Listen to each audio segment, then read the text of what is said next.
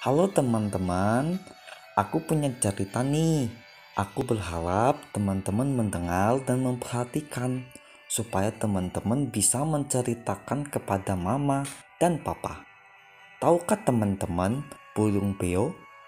Ceritanya ada seorang kakek yang memiliki burung peliharaan dan burung yang dia pelihara adalah burung beo. Burung beo ini bisa diajak bicara sesuai yang orang ajarkan kepadanya. Pada umumnya, burung beo ini diajarkan untuk menyebutkan biasanya "Selamat pagi Tuhan" atau "Assalamualaikum" atau juga "Dari mana Tuan?" Seperti itu kan? Pada suatu ketika, sang kakek hendak berpergian ke tempat yang jauh sekali.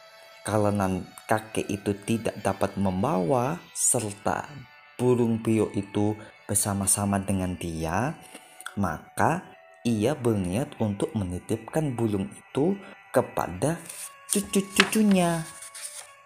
Sang kakek memiliki 3 orang cucu.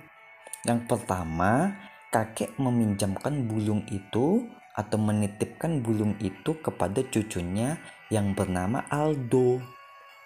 Setelah 2 minggu, akhirnya beo itu pun dikembalikan.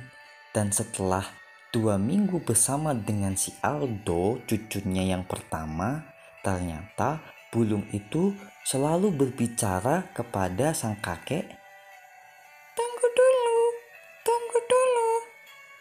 Wah, ternyata Aldo ini bila ia disuruh oleh mamanya akan segala sesuatu, ia selalu berkata, "Tunggu dulu."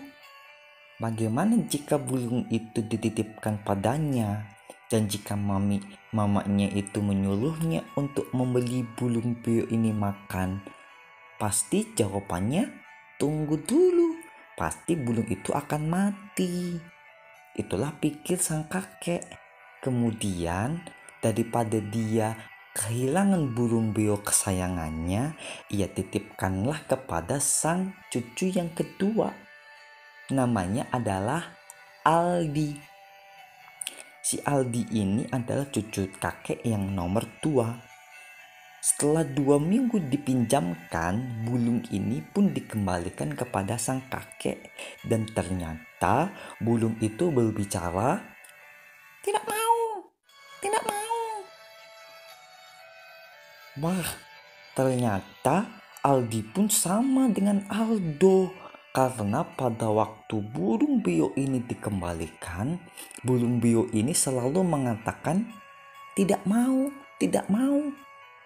Lupanya setiap kali ia disuruh, dia selalu mengatakan tidak mau. Bagaimana dia bisa menjaga burung beo ini, pikir sang kakek. Pasti ketika disuruh mama dan papanya, si Aldi akan mengatakan tidak mau. Bagaimana kalau disuruh untuk memberi makan burung beo itu? Pasti si Aldi juga mengatakan tidak mau. Aduh, pasti burung itu tidak akan dapat makan dan nantinya mati.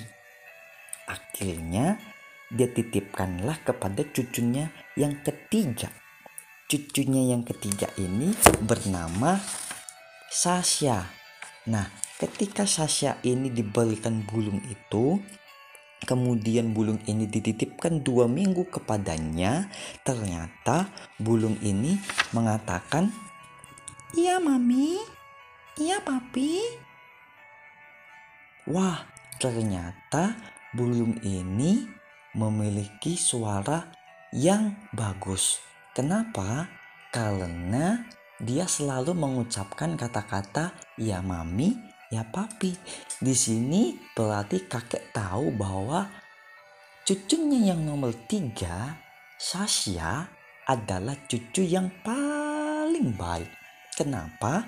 Karena ketika orang tuanya, mama papanya menyuruh dia, pasti dia akan mengatakan iya. Nah, ternyata kakek memutuskan untuk menitipkan burung beo tersebut pada cucunya yang bernama Sasha. karena ia berpikir bahwa jika ia menitipkan beo tersebut pada si Aldo dan si Aldi, maka burung tersebut akan mati karena mereka adalah anak yang malas, anak yang tidak mau menurut kepada apa yang dikatakan mama sama papanya.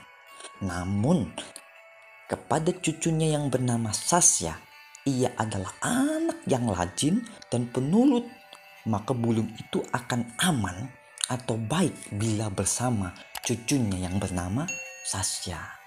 Teman-teman, jika teman-teman memiliki Alkitab, coba buka di dalam Efesus 6 ayat yang pertama, ayat yang nomor 1.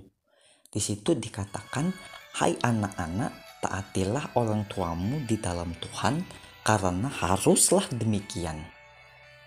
Di sini berarti Tuhan ingin berkata kepada kita bahwa ketika kita masih jadi anak-anak, harus hormat, harus patuh kepada orang tua.